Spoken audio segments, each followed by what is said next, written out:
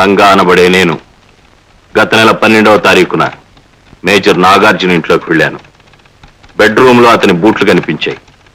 అతను బయటికి వెళ్ళిపోగానే ప్రాణ ప్రోత్సాహంతో బూట్లు తారుమారు చేసి వజ్రాలు దాచి ఉన్న అలాంటి బూట్లే మళ్ళీ ఆ ఇంట్లో పెట్టాను. ఇది నేను స్వయంగా ఇస్తున్న స్టేట్మెంట్. ఇందులో ఎవరి బలవంతం లేదు. సంతకం చెయ్యి. ఏమిటి చాణక్య నువ్వు చెప్పేది? రంగాను జాన్సన్ రెడ్ హ్యాండెడ్ గా పట్టుకున్నాను, వజ్ర కిరీటంతో సహా. ఇక కోర్టులో మా నాన్న నిర్దోషని, నువ్వు దోషువని నిరూపించడమే మిగిలింది. ఈ రాణా అనాకాని మనిషి కాదు. మేజర్ నాగార్జున్ని కోర్టు గడప కూడా తొక్కనివ్వను.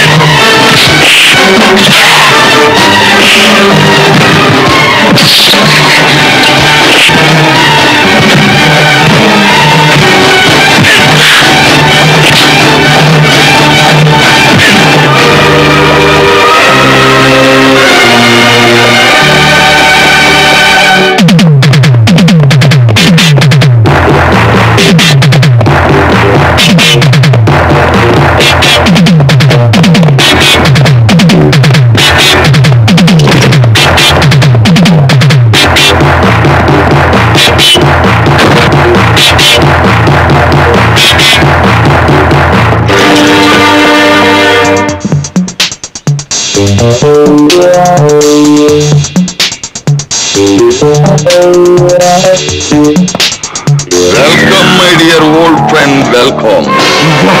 ఎంత అమాయకంగా నా ఉచ్చుల్లో చిక్కుకున్నావు మిత్రమా. నువ్వు వెంటాడుతూ వచ్చిన ఖైదీలిద్దరూ నా మనుషులు. చూశావా, దేశభక్తి అనే యమపాశాన్ని విసిరి నిన్ను నా లోకంలోకి ఎలా తీసుకొచ్చాను.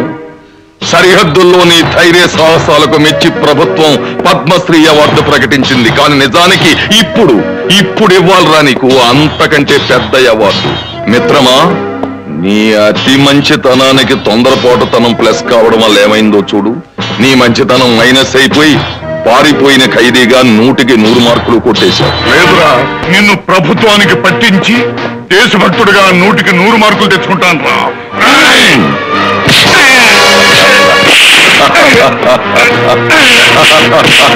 పరమేశ్వర, నా భర్తని కాపాడు. ఈ రోజు కోర్టు నుంచి ఆయన నిర్దోషిగా విడుదలయ్యేలా చూడు. జానకమ్మ, భర్త కోసం భగవంతుణ్ణి ప్రార్థిస్తున్నావా? నీ మొర ఆయన ఆలకించడు.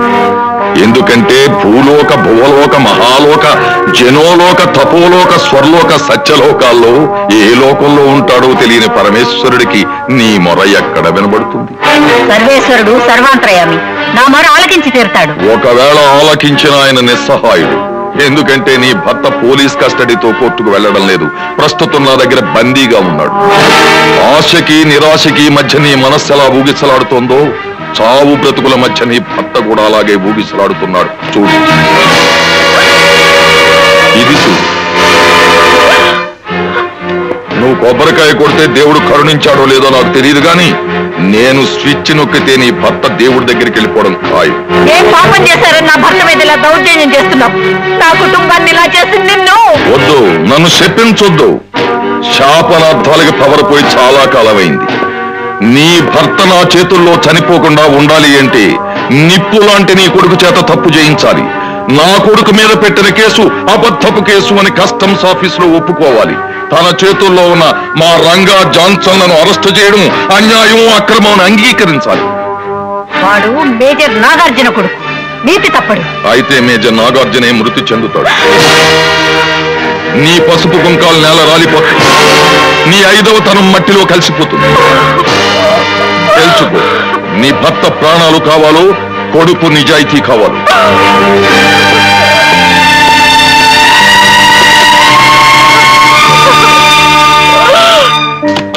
ఒప్పుకున్నాడా? స్టేట్మెంట్ కూడా ఇచ్చాడు. ఇక ఈ కాగితాలన్నీ కోర్టులో సబ్మిట్ చేయడం, నాన్నగారిని నిర్దోషం నిరూపించి బయటకు తీసుకురావటం, తమని లోపలికి తీసుకుపోవటం. లోపలికి? శోభనం గది లోపలికి.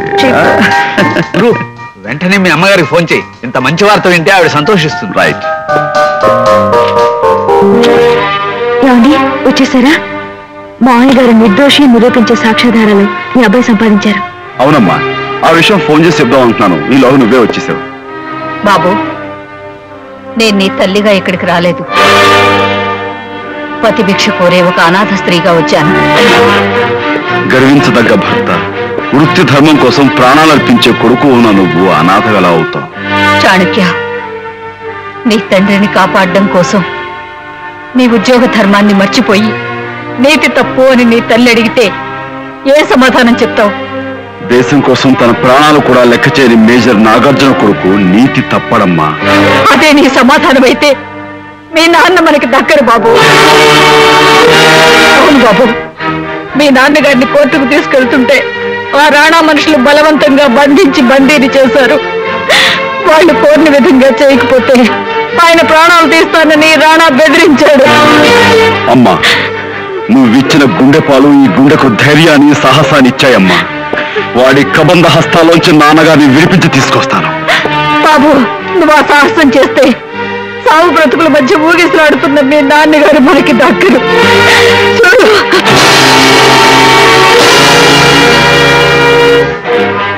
మీ నాన్నగారిని రక్షించడానికి నువ్వు రాణా మీదకు పోతే నా 5వ తనం బూడిదైపోతుందిరా.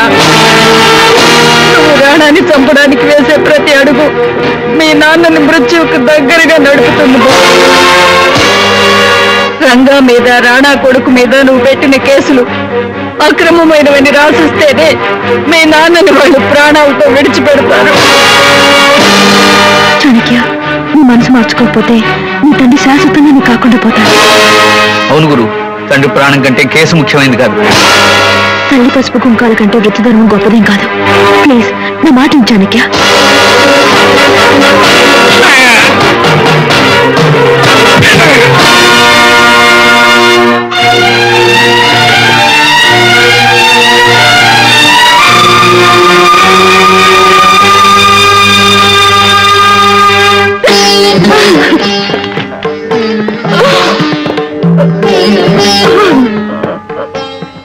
ఇదిగోనమ్మా, నా ఆత్మసాక్షిని చంపుకొని ఈ సాక్ష్యాలు నీ చేతుల్లో పెడుతున్నాను.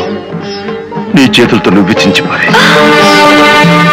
ఏ చేతులతో నీ కొడుకు మనసులో నీతికి శ్రీకారం చుట్టావో ఆ చేతులతో నువ్వు చించిపారాయమ్మా.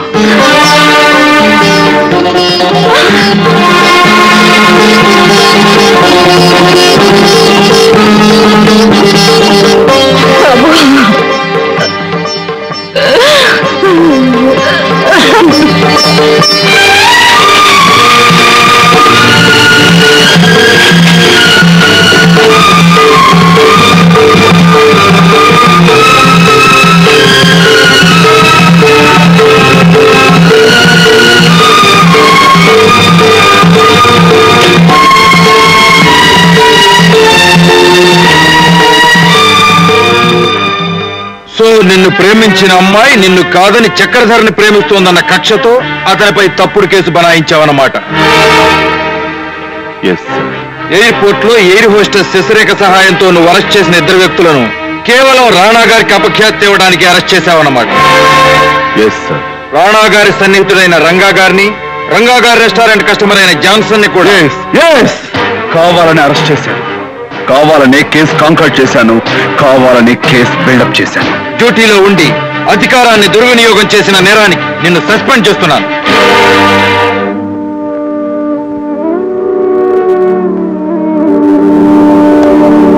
మిస్టర్ స్వామి, అరెస్ట్ చేసిన వాళ్ళిద్దరిని విడుదల చేయండి. Okay sir.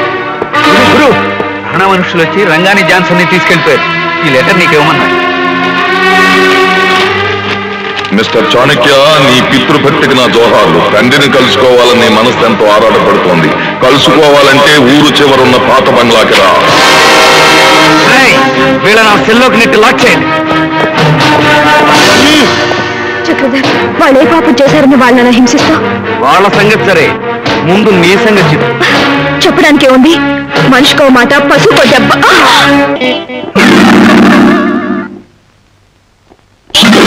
గులాబీ రాలిపోతున్నాయి.